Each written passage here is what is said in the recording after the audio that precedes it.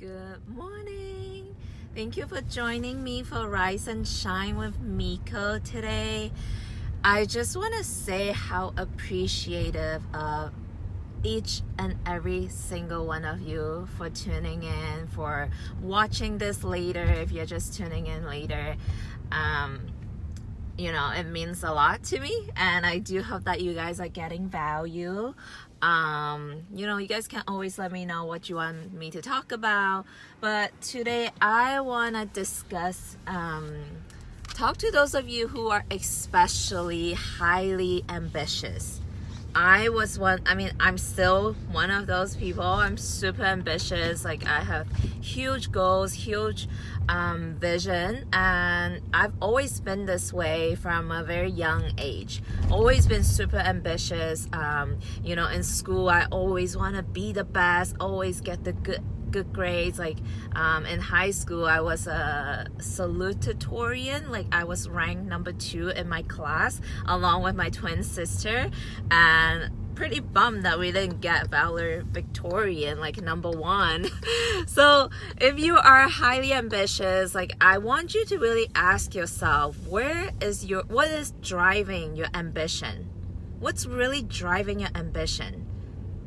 Really think about that, right? Like, we've been praised by society that being ambitious is like amazing. Like, you're a go-getter, you're hustling, you're grinding, you're achieving. We are being praised by being ambitious.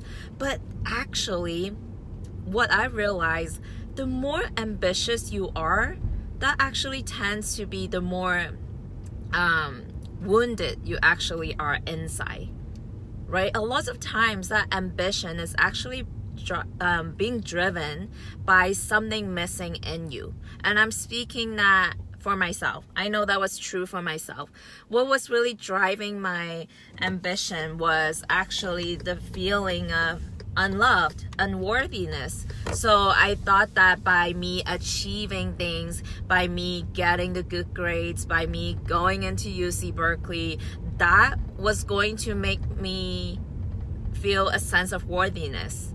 That was gonna have others, like my parents, love me, right? I think like this is more relevant too, especially if you're Asian. Like, this Asian culture, we've been just like so conditioned to be highly ambitious, and that is actually driven by something that's hurting inside right now.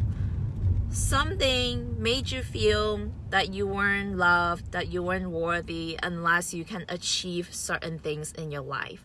So for the rest of your life, you're just being driven by this lackful state, this wound in your heart that you gotta achieve. And eventually our achievements and everything that we do becomes linked to our sense of worthiness, to our sense of how much we love ourselves.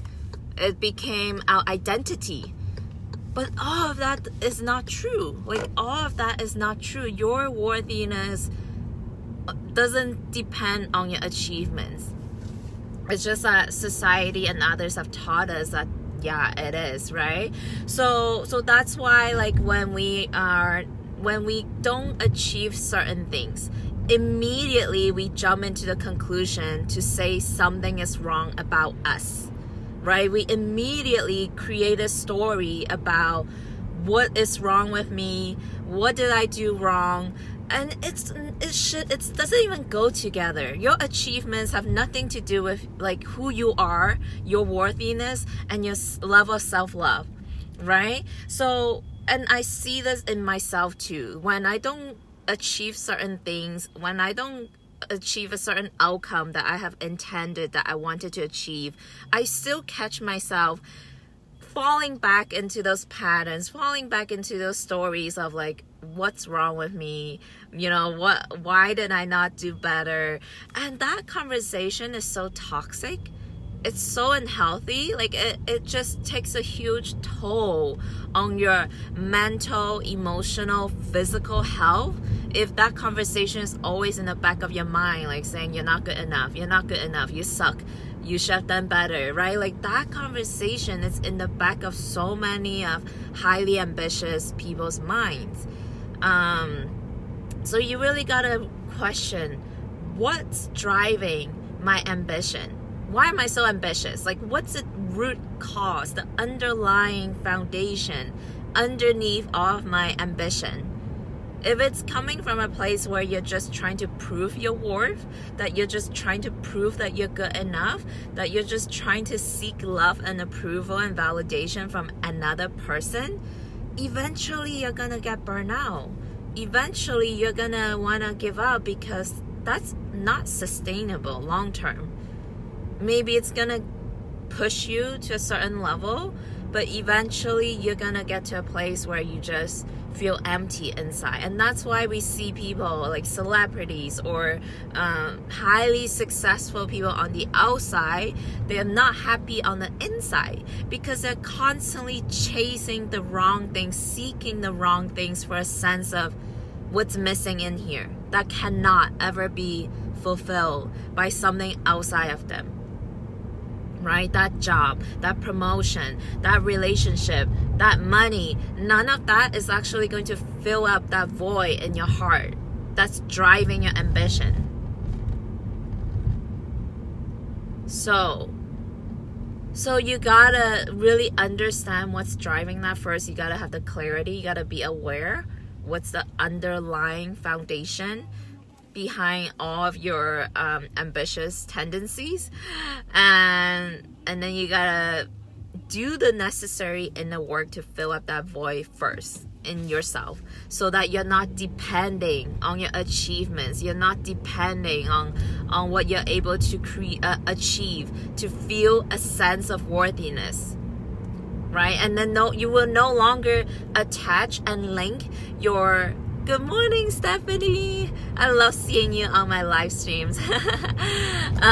So eventually you are not gonna link your achievements and your success directly to your level of self-worth, because that is so toxic. That's a toxic relationship that's going to just drain you emotionally, spiritually, mentally, physically. And that's why people get frustrated, right? When they don't get the results that they want, especially if you're an entrepreneur.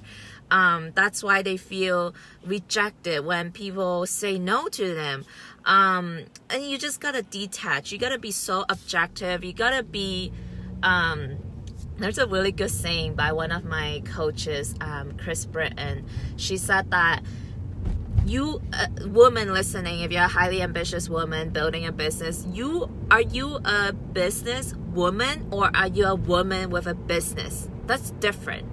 That's a totally different, right? If you're a businesswoman, you are identifying your business with you.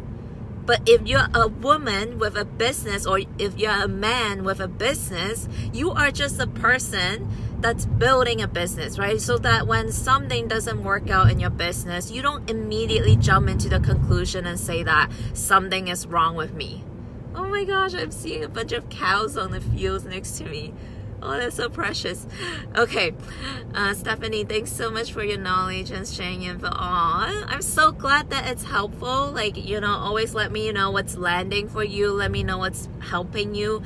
So I'll speak more into that. I just want to really serve like my audience. I don't want to just be speaking into my phone for no reason. So let me know what's landing for you guys. If you're highly ambitious, this is really for you. This was one of my biggest aha moments that just completely changed the game for me. Now I'm really able to like separate my achievements with my sense of like worthiness. When something doesn't work out, I mean, I'm still not perfect at that. Like, I still catch myself wanting to feel like I'm not good enough, but when you are at least aware, you can start separating the two, and that gives you more energy. That just gives you more energy, more resource for you to like keep going and to keep showing up and to provide value. And provide value is where money comes from, right? If the more value you give, the more abundance is going to show into your life. So heal whatever needs to be healed inside of you first, and then you will just show up with a different kind of energy, show up with a different kind of radiance. It's a beautiful journey from that point on. So guys, I am here now.